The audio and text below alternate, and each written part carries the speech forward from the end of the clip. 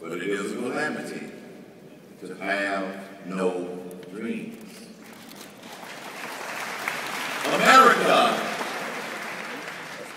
is a nation of dream makers and dream achievers. The founding fathers were dreamers. They dreamed of creating the greatest nation on the earth, and they did. They got it right. They got it right.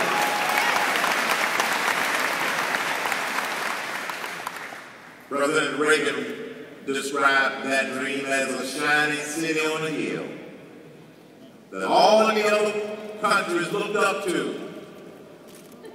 But of late, that shining city on the hill has started to slide down the hilltop. Because we've become a nation of crises, and every crisis pulls us a little further down that hill as the shining city on the hill. But the good news is, even when America is at its weakest, we are still the greatest country in the world, and they're still looking up to us.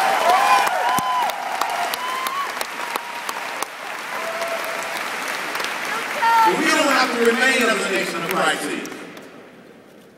We can change. One of the greatest things about America is its ability to change, its ability to be resilient, its ability to fix its problems. And our greatest crisis is a severe crisis of leadership in Washington, D.C., in the White House. Our biggest crisis.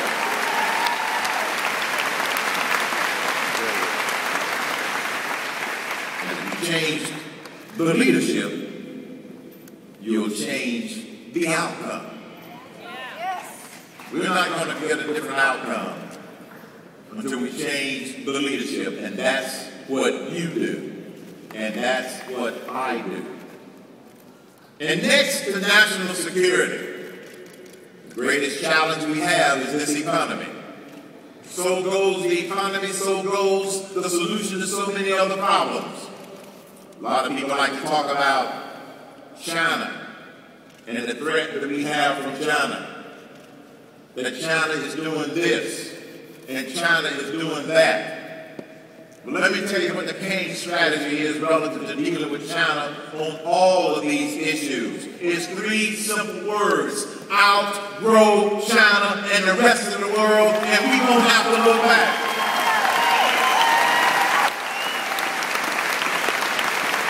Outgrow them. So how do we do that? We have an economic crisis. We have an economic crisis. The plan that the president put forth is not putting fuel in the engine, which is the business sector. My plan does. I call it 999. The 999 plan. The first thing that we do in order to get the 999 plan going is we throw out the current tax code. It is broken.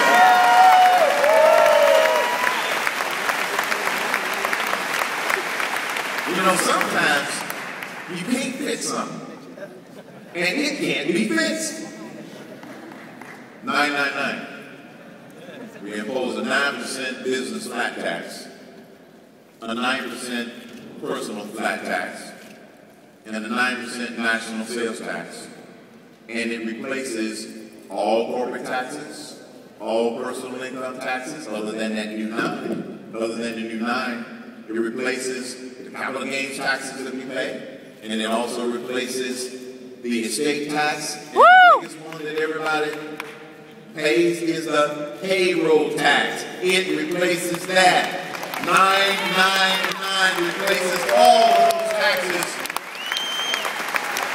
in order to make this one of the most business-friendly nations in the world. And when we give businesses certainty, they will expand. They will grow. They will keep jobs here, and jobs will come back to America rather than jobs leaving America. Our economic challenge is not only an economic imperative, it is a national security imperative. China is just sitting there waiting for this economy to go off the cliff. They're holding the majority of our debt, and if our economy collapses, that is exactly the weak point that they want us to be. But I can tell you that in a Cain presidency, that's not going to happen, not on my watch, and not with the people of this country.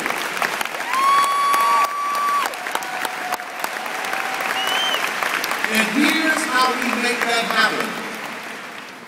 Three simple things. Stay informed.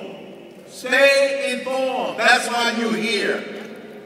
That's why you get on the internet. That's why you talk to your friends and neighbors. You got to stay informed. Because many of you heard me say, stupid people are running America. Don't be amongst the stupid. Stay informed. Secondly, stay involved. Some people want you to believe that what you do is part of this movement.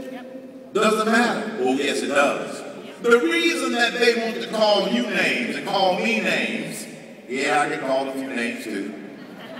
Imagine that. It's because they want to intimidate us into not letting our voices be heard. And the last time I checked, according to the founding fathers, when they talked about those unalienable rights of life, liberty, and the pursuit of happiness, if you keep reading that same document, it went on to say that when any form of government becomes destructive of those ideals, it is the right of the people to alter or abolish it. We've got to alter it into abolishing revolution.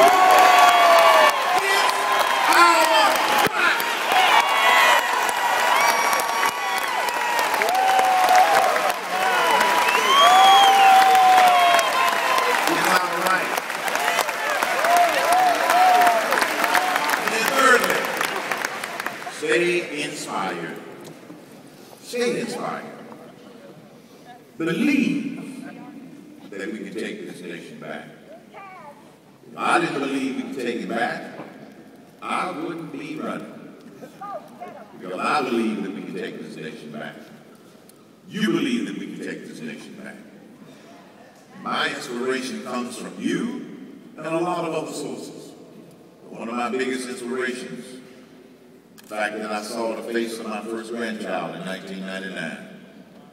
The first thought that went through my mind was, what do I do? What do I do to make this a better nation and a better world? I didn't know the answer then. I didn't know that it meant running for president of the United States of America. But when you are a man of faith, you know that in life there's your plan and then there's God's plan. I'm listening to God's plan right now.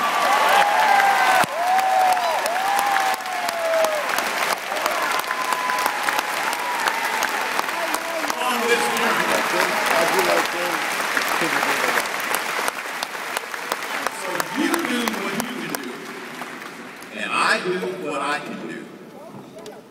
I know that we can succeed at taking the shining city on the hill back to the top of the hill. That's our challenge, and that's what we can do. Because as President Reagan used to remind us, freedom is never more than one generation away from extinction. It must be fought for, it must be protected. Or one day we will spend our sunset years telling our children and our grandchildren what the United States of America used to be like when men were free. I'm not going to have that conversation with my grandkids. I don't think you want to have that conversation